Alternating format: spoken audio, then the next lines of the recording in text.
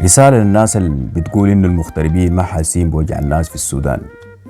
أحب أقول لكم حياتنا مختلفة جدا عنكم. ما عندنا كهرباء بتقطع، لكن عايشين في ظلام.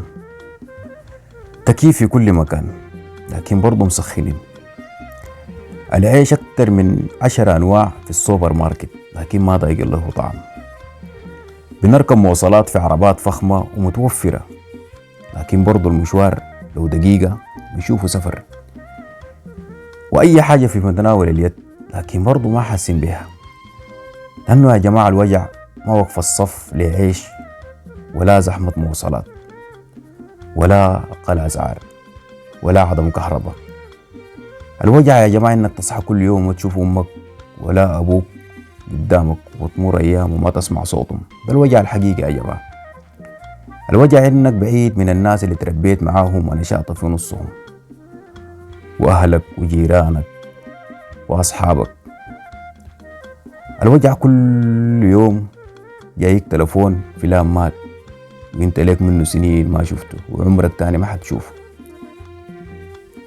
ده الوجع الحقيقي يا جماعة. الوجع يا جماعة باختصار نحن ما ضايقين طعم للراحة.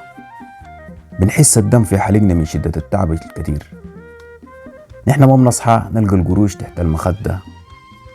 نحن في الغربة يا جماعة بنطحن عشان نطلع القروش. أي زول مغترب شغال زي الجنريتر، دايما بكون بعيد من البيت، والبيت منور، لكن ما عارفين إنه النور ده جاي كيف. المغتربين يا جماعة ميتين على قيد الحياة.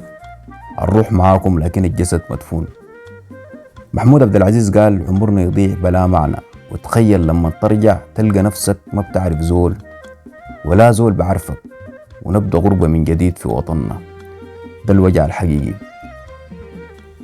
تحية لكل الطيور المهاجرة، وربنا يرد غربتهم إن شاء الله. وخلوني أحيي شباب خلف الكواليس، شنسي تومي وأحمد كوكو وحمزة وإبراهيم التوم. وفي الختام ما تنسوا الاشتراك على قناتي على اليوتيوب وصل صوتك مع عمر الشريف.